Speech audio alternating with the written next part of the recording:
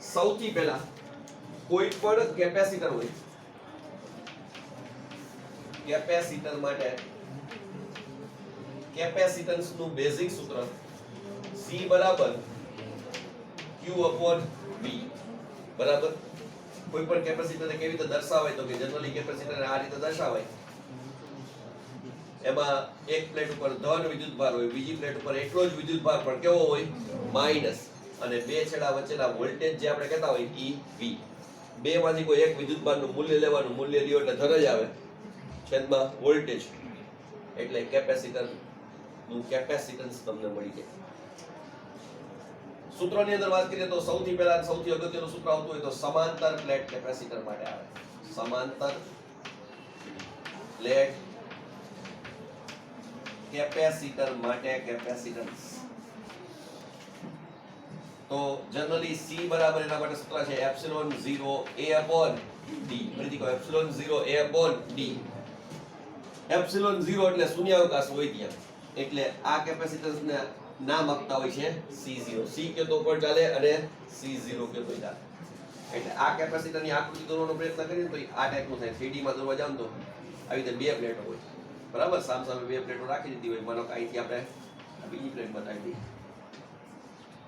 ખબર પડી જાય. અને આટલો ભાગ દોટ બતાવી દીધો. બે પ્લેટો રાખી, એક માહિતી છેડો દીધી, બીજા માહિતી છેડો. આવી રીતે કેપેસિટરની બે પ્લેટો હોય. એ પ્લેટોનું ક્ષેત્રફળ A અને બે પ્લેટ વચ્ચેનું અંતર એને આપણે શું કહી શકીએ? D. આ બે પ્લેટ વચ્ચેનું અંતર D અને વચ્ચે શૂન્યાવકાશ છે એટલે એપ્સિલોન 0. અને સાઈડમાંથી આકૃતિ દોરો તો આ ટાઈપ જ થતું હોય છે. હવે જ્યાં વચ્ચેનો અવકાશ છે અને સાઈડમાંથી જોઈએ તો આ ટાઈપ દેખાય. એ વચ્ચેના અવકાશમાં હું ડાઇલેક્ટ્રિક ભરી દઉં. ડાઇલેક્ટ્રિક એટલે અવાહક. કે ડાઇલેક્ટ્રિક અચળાંક પર ડાઇલેક્ટ્રિક ભરી દેવામાં આવે. જોજો આ કે ડાઇલેક્ટ્રિક અચળાંક વાળું ડાઇલેક્ટ્રિક ભરી દીધું તો નવું કેપેસિટન્સ C એ જૂના કેપેસિટન્સ કરતા k ગણું થશે, એટલે k ગુણ્યા C0. ખ્યાલ એવો? ફરીથી કહું, k ગુણ્યા C0 આટલું કેપેસિટન્સ થાય. તો આ સમાંતર પ્લેટ કેપેસિટર માટેની બંને વાત કરી. હવે કેપેસિટરના જોડાણના સૂત્રોની ચર્ચા કરીએ તો એની અંદર બે પ્રકારે જોડાણ થઈ શકે. એક કેપેસિટરનું શ્રેણી જોડાણ. અવરોધમાં આવા બે પ્રકારના જોડાણ મળેલા, ખબર ને? શ્રેણી જોડાણ અને સમાંતર જોડાણ. શ્રેણી જોડાણ છે એ ખબર કેમ પડે તો ખાસ યાદ રાખવાનું, પહેલું કેપેસિટર પૂરું થાય એનો છેડો સીધો જ બીજા કેપેસિટરના, બીજા જે કેપેસિટરનો સીધો ત્રીજા કેપેસિટરમાં, આવી રીતે આવ્યું જાય એનમાં કેપેસિટર સુધી. તો જોડાણ હંમેશા કેવું કહેવાય? શ્રેણી જોડાણ. આ C1 આ C2 આવી રીતે Cn. શ્રેણીમાં જ્યારે તમે જોડો છો ત્યારે હંમેશા બંને પ્લેટ ઉપર વિદ્યુત ભાર બધી પ્લેટ માટે સમાન નહીં. બધી પ્લેટ ઉપર વિદ્યુત ભાર સમાન, એટલે હું લખતો હોઉં છું Q બધી પ્લેટ ઉપર અચળ રહે. ફરીથી કહું, Q બધી પ્લેટ ઉપર કેવો રહે? અચળ. અને આનું સમતુલ્યનું સૂત્ર તારવવું હોય તો અવરોધ માટે જે સમાંતર જોડાણનું સૂત્ર થાય એ અહીંયા શ્રેણી જોડાણ થાય. તો સૂત્ર બનશે 1/C બરાબર શું કહેવાય? બોલો, 1/C1 પ્લસ 1/C2. આવી દાયલા જાવ ક્યાં સુધી? 1/Cn સુધી. અને શ્રેણી જોડાણ એને ઇંગ્લિશમાં સિરીઝ કહેવાય. એટલે ઘણી વખત આ કેપેસિટન્સને શું નામ આપતા હોય? CS. C આપો તોય સાચું છે, CS કહો તોય સાચું છે. બીજા પ્રકારના જોડાણની વાત કરીએ, સમાંતર જોડાણ.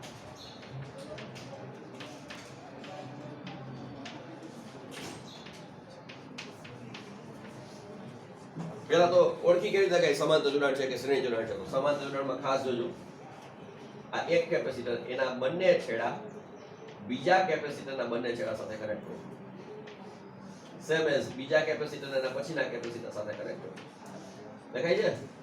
આવી રીતે n સુધી વિચારી શકાય. કહી શકો C1 C2 C3 એવી રીતે Cn સુધી. રેડી? બધે બેટરીના જે વોલ્ટેજ આપવામાં આવી વોલ્ટેજ અચળ છે. એટલે હંમેશા સમાંતર જોડાણમાં V બરાબર અચળ, એટલે વોલ્ટેજ બધા ઉપર સરખા. વિદ્યુત પર અલગ અલગ હોય, વોલ્ટેજ સરખા મળે. અવરોધ માટે જે શ્રેણી જોડાણનું સૂત્ર છે, કેપેસિટર માટે સમાંતર જોડાણ થાય. તો આનું સમતુલ્ય કેપેસિટન્સ C બરાબર કહી શકાય C1 પ્લસ C2. આવી રીતે આયલા જ જાઓ ક્યાં સુધી? Cn સુધી. અને આને નામ આપતા હોય છે CP, C પેરેલલ, એટલે કે સમાંતર જોડાણનું સમતુલ્ય કેપેસિટન્સ. ચાલો, ડાઉટ એમાં કોઈને કઈ? નેક્સ્ટ વાત કરી કેપેસિટરમાં સંગ્રહિત ઉર્જાની વાત કરવાની થતી હોય છે. કેપેસિટરમાં સંગ્રહિત ઉર્જા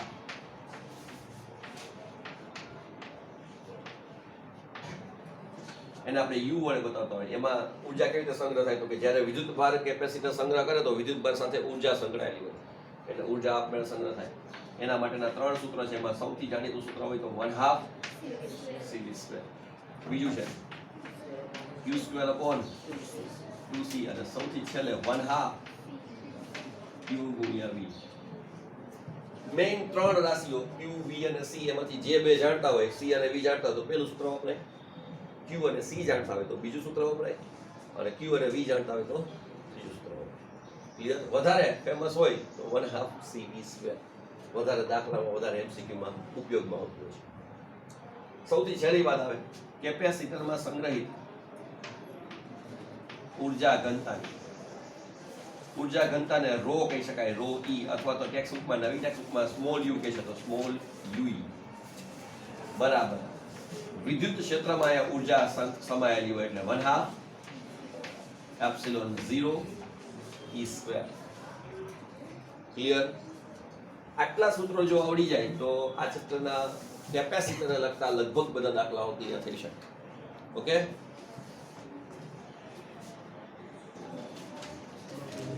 સ્વાધ્યાયનો 2.5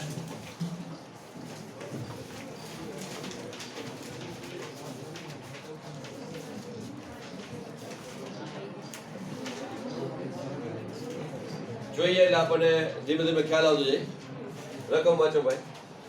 પ્લેટો વચ્ચે હવા હોય તેવા સમાંતર પ્લેટ કેપેસિટરનું કેપેસિટન્સ 8 પાઇકોફેરાડ. 8 pf.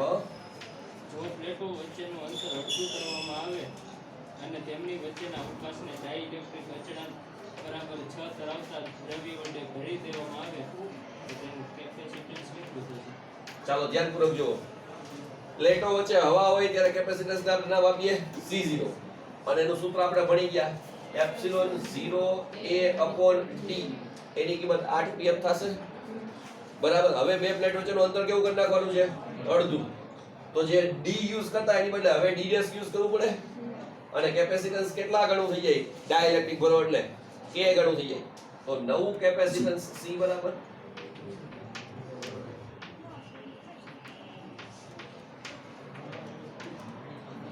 નોર્મલ સૂત્ર હતું ε0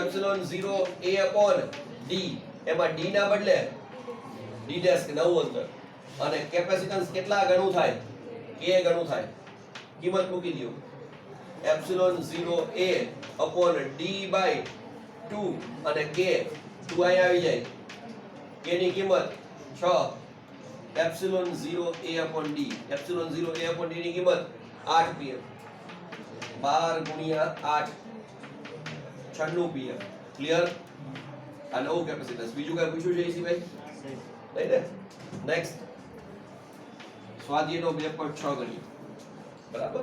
હાલો વાંચો લખો. દરેક 9 pf કેપેસિટન્સ ધરાવતા 3 કેપેસિટરને ચાલો 3 કેપેસિટર C1 બરાબર C2 બરાબર C3 બધાય 9 pf છે. 9 × 10⁻12. રેડી? આગળ શ્રેણીમાં જોડેલ છે. શ્રેણીમાં. ઓકે, એ સંયોજનોનું કુલ કેપેસિટન્સ કેટલું? પહેલા સંયોજનોનું કુલ કેપેસિટન્સ ગોતી કાઢીએ. તો 1/C શ્રેણીમાં છે એટલે CS બરાબર 1/C1 plus 1/C1 plus 1/C1. આની બદલે આપણે C2 C3 એ કહી શકીએ ને કદાચ 1/C1 લખીએ તો હાલે. શું કામ? ત્રણેયની વેલ્યુ કેવી છે? સરખી. કદાચ 1/C1 1/C2 1/C3 લખો તોય ચાલશે. પછી કિંમત મૂકવાની 1/9 પ્લસ 1/9 પ્લસ 1/9. 3 વાર 9 આવ્યા તો CS બરાબર 9/3 કહી શકાય અને ટોટલ 3 pf. હમણાં આગળ આપણે વાત થઈ શ્રેણીમાં જોડો એટલે કેપેસિટન્સ ઘટતું જાય. જો 9 1 નું હતું, 3 જોડ્યા તો ઉલટાનું ઘટ્યું. પરિણામ કેટલું મળ્યું? ખાલી 3. એટલે શ્રેણીમાં હંમેશા કેપેસિટન્સ શું થાય? ઘટે.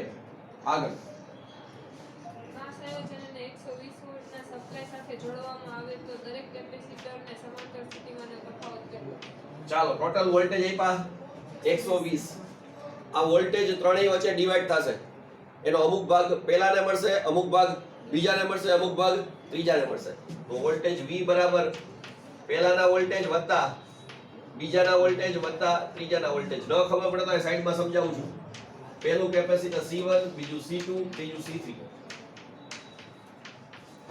ટોટલ વોલ્ટેજ આપ્યા V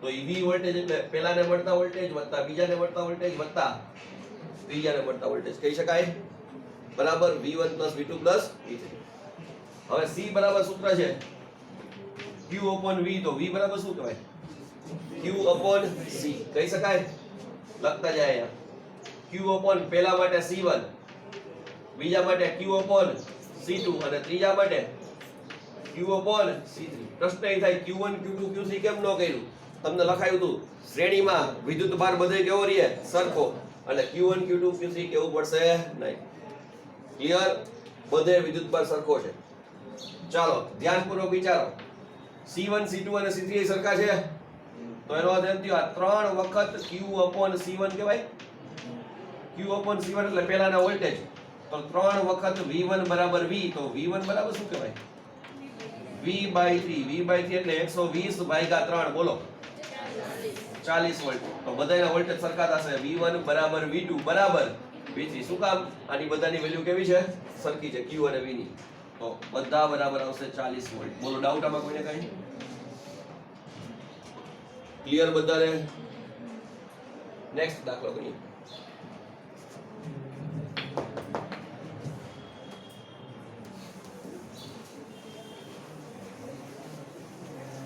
બે પોઈન્ટ 7 લઈએ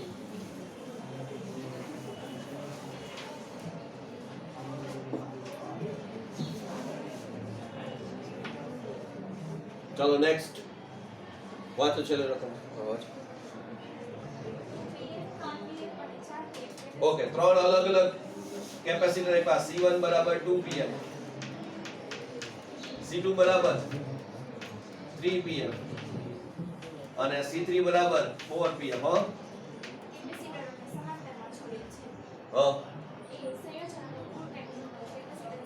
ઓકે સમાંતરમાં જોડો તો C પેરેલલ કહેવાય બરાબર એમાં સરવાળો થાય એટલે કે C1 C2 C3 2 + 3 + 4 pm total કેટલા થાય બોલો 9 pm આ C પેરેલલ મળી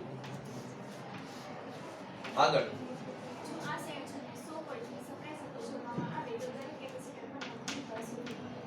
ચાલો V બરાબર 100 વોલ્ટ હમણાં સૂત્ર લખાયા ત્યારે કીધું તું પેરેલલમાં બધા ઉપરના વોલ્ટેજ કેવા રહે સમાન સમાંતર જોડાણમાં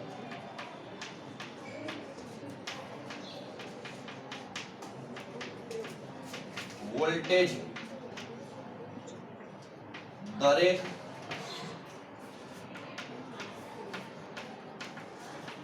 કેપેસિટર પર સમાન મળે હવે વિદ્યુત ભાર લખ્યો છે Q બરાબર CV કારણ કે C બરાબર સૂત્ર છે Q/V પહેલા ઉપરનો વિદ્યુત ભાર જોતો હોય તો C1V બીજા ઉપરનો વિદ્યુત ભાર જોતો હોય તો C2V અને ત્રીજા ઉપર વિદ્યુત ભાર જોઈએ તો વિદ્યુત ભાર માયકા છે ને ઓકે વોલ્ટેજ બધામાં કેવા રહેશે સમાન ચાલો C1 ની વેલ્યુ 2 pm નો અર્થ થાય 10 ની -12 ફેરાડે અને વોલ્ટેજ 100 એટલે 10 ની 2 ઘાત કહેવાય સેમ એઝ 3 × 10 ની -12 ઘાત × 10 ની 2 ઘાત અને 4 × 10 ની -12 ઘાત × 10 ની 2 ઘાત આને સાદુરૂપ ઈઝી આપી શકાય આ થશે 2 × 10 ની -10 ઘાત કુલમ આ થશે 3 × 10 ની -10 ઘાત કુલમ અને છેલ્લે 4 × 10 ની -10 ઘાત કુલમ ડાઉટ કોઈને કઈ ક્લિયર બધાને છે પૂછ્યું બીજું કઈ સિવાય ઓકે 2.8 અને 9 પેરમાં છે બોર્ડ આખું ક્લિયર કરી લો પછી 2.8 અને 9 એક સાથે કરીએ કેમ કે બંને દાખલાઓ કનેક્ટેડ છે એટલે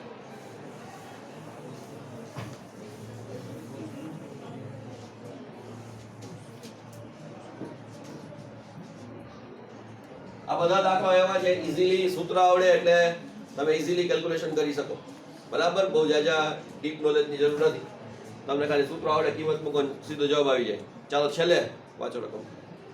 બે પ્લેટો વચ્ચે હવા હોય તેવા સમાંતર પ્લેટ કેપેસિટરમાં દરેક પ્લેટનું ક્ષેત્રફળ 6 × 10⁻³ મીટર સ્ક્વેર 6 × 10⁻³ મીટર સ્ક્વેર. અને બે પ્લેટો વચ્ચેનું અંતર 3 mm છે. 3 mm એટલે 3 × 10⁻³ મીટર. આ કેપેસિટરનું કેપેસિટન્સ ગણો. ઓકે, આ કેપેસિટરનું કેપેસિટન્સ પહેલા ગોતી કાઢીએ. ચાલો, હવા હોય એટલે એને કહી શકાય C0. બરાબર, સૂત્ર છે ε0 A/d. ચાલો, ε0 ની વેલ્યુ 8.85 ગુણ્યા ક્ષેત્રફળ A 6 × 10⁻³ ભાગ્યા 3 × 10⁻³ કેન્સલ થઈ જાય. આ ઉડાડો, 2 વધે, 2 × 8.85 કરો, 17.7 આવશે.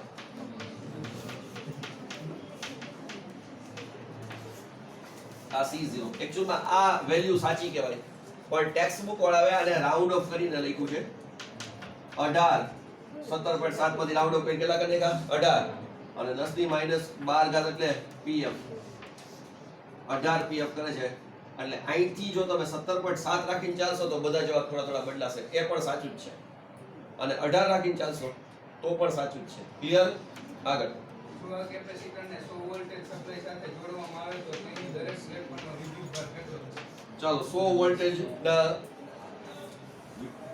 વોલ્ટેજ સપ્લાય સાથે જોડીએ તો દરેક પ્લેટ ઉપરનો વિદ્યુત ભાર માગ્યો છે, તો વિદ્યુત ભારને કહી દઈએ Q0 કહી શકાય.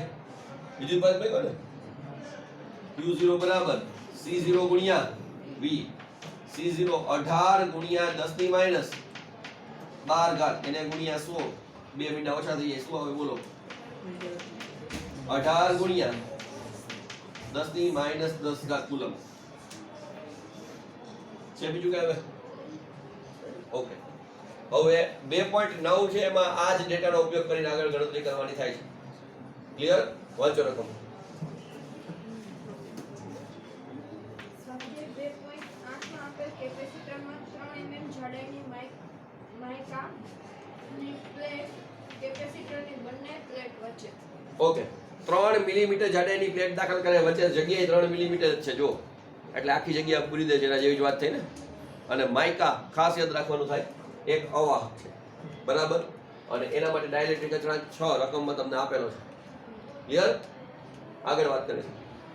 વોલ્ટેજ સપ્લાય જોડેલો રહે ત્યારે આગળ. અને વોલ્ટેજ સપ્લાયનું જોડાણ દૂર કર્યા બાદ દાખલ કરવામાં આવે તો દરેક કિસ્સામાં શું થાય તે સમજાવો. ઓકે, K બરાબર 6 આપી દીધું. એટલે પહેલા તો કેપેસિટન્સ તો 6 ગણું થાય ને થાય. વોલ્ટેજ સપ્લાય જોડેલો હોય તોય ભલે અને ન જોડેલો હોય તોય ભલે. તો નવું કેપેસિટન્સ C બરાબર જૂના કેપેસિટન્સ C0 કરતા K ગણું. ખબર પડી? જૂના કેપેસિટન્સની વેલ્યુ અહીંયા આપણી પાસે છે 18 pm. એને ગુણ્યા 6 એટલે 6 ગુણ્યા 18 બોલો કેટલા થશે? 108 pm. અથવા 108 ગુણ્યા 10⁻12 ફેરાડે એમ કે તો પણ ચાલશે. 108 ગુણ્યા 10⁻12 ફેરાડે બેને સ્વરૂપમાં લખી શકાય. ચાલો, હવે વોલ્ટેજ સપ્લાય જોડેલો હોય તો શું થાય સમજીએ. તમને ખબર છે, વોલ્ટેજ સપ્લાય જોડેલો હોય ત્યાં સુધી બેટરી સાથે જે પણ વસ્તુ જોડશો એના વોલ્ટેજ બેટરીના વોલ્ટેજ જેટલા થાય. દાખલા કે બેટરીના વોલ્ટેજ માની લો 100 વોલ્ટ છે, તો તમે કેપેસિટર જોડી રાખો ત્યાં સુધી કેપેસિટરના વોલ્ટેજ 100 થી બદલાય નહીં. તમે આવું જોયું છે ક્યાં? તમારા ઘરમાં કોઈ પણ ઇન્સ્ટ્રુમેન્ટ તમે ઓન કરો ને તો પાવર સીધો આવે છે, એમાં 220 કે 240 વોલ્ટ હોય. સપોઝ 220 વોલ્ટ છે તો પંખો ચાલુ કરશો તો એને 220 વોલ્ટ મળશે. જ્યાં સુધી બેટરીથી અલગ નહીં કરો, જ્યાં સુધી સ્વિચ ઓફ નહીં કરો ત્યાં સુધી 220 વોલ્ટ મળ્યા જ રાખશે. ટ્યુબલાઇટને સેમ, બીજા બધા ઇન્સ્ટ્રુમેન્ટને સેમ વસ્તુ. તો વોલ્ટેજ સપ્લાય જોડેલો હોય ત્યાં સુધી વોલ્ટેજ બદલાતા નથી. એટલે કે વોલ્ટેજ કેવા રહે છે? અચળ. તો લખું છું 1S. વોલ્ટેજ સપ્લાય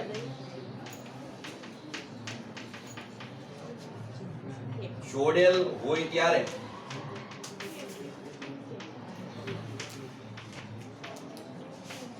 V બરાબર 100 વોલ્ટ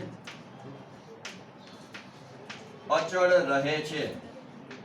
ચાલો આ વસ્તુને આકૃતિ દ્વારા બતાવવાનો પ્રયત્ન કરું. જો આ બેટરી, સોરી કેપેસિટર, આ બેટરી બરાબર. નોર્મલી કેપેસિટન્સ હતું C0. આમાં ડાઇલેક્ટ્રિક દાખલ કરો છો તો વોલ્ટેજ સપ્લાય જોડેલ છે જ, એટલે વોલ્ટેજમાં કોઈ પણ પ્રકારનો ચેન્જ થતો નથી. તમે ડાઇલેક્ટ્રિક દાખલ કર્યું, નવું કેપેસિટન્સ C થઈ ગયું, C0 માંથી C થઈ ગયું, એમાં કાંઈ વાંધો નથી, પણ વોલ્ટેજમાં કઈ ચેન્જ આવશે નહીં. હવે C બરાબર એક સૂત્ર હતું તમને યાદ હોય તો Q/V. આમાં C વધ્યું એ ગણું થઈ ગયું. વોલ્ટેજ બદલાતા નથી તો શું બદલાણું છે વિચારો, Q. અને ચોખ્ખી વસ્તુ આ K ગણું થાય તો આ પણ સમજાય છે. એટલે નવો વિદ્યુતભાર આના કરતા K ગણો થઈ જાય, અહીંથી સીધી ખબર પડી જાય, પણ છતાં પણ આપણે સૂત્ર ઉપરથી ગણીએ. આ સમજાઈ ગયું પેલા બધાને? છતાં પણ આપણે સૂત્ર ઉપરથી આગળ વધીએ તો વિદ્યુતભાર Q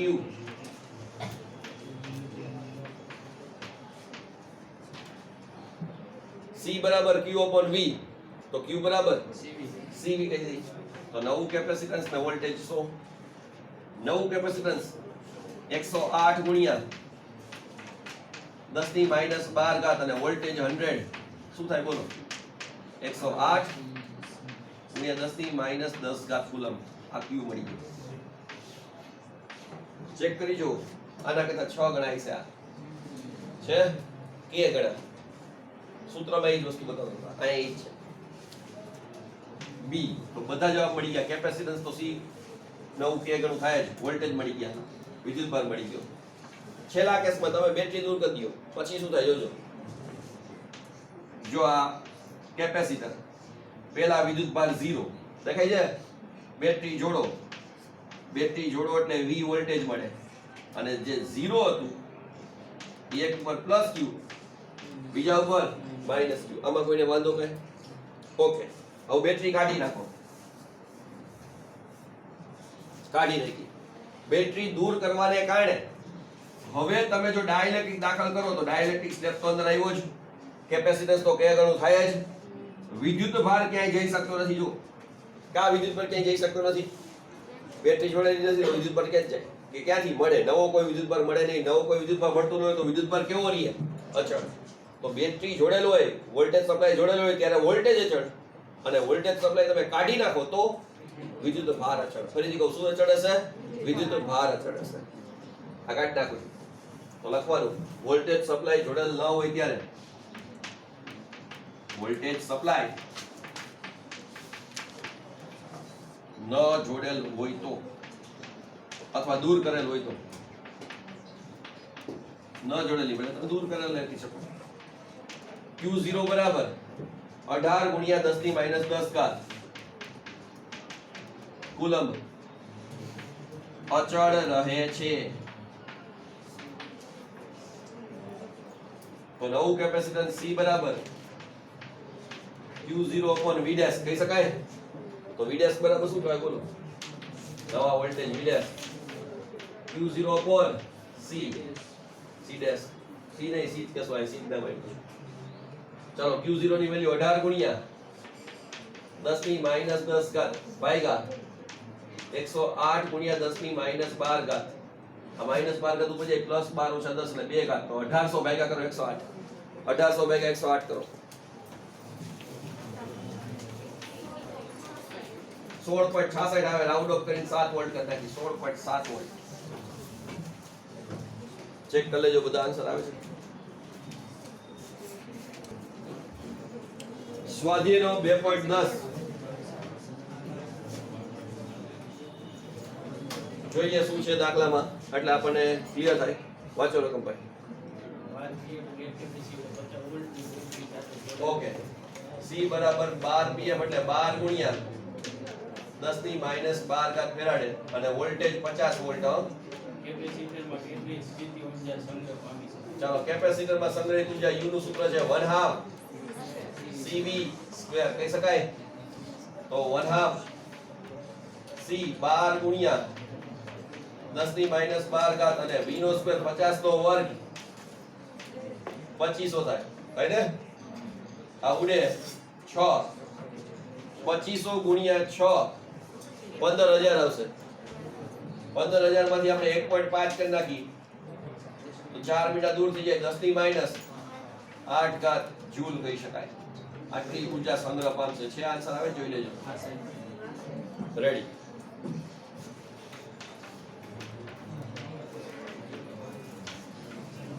બે પોઈન્ટ 11 સ્વાધ્યાયનો છેલ્લો દાખલો છે જે સિલેબસમાં છે આ વર્ષમાં.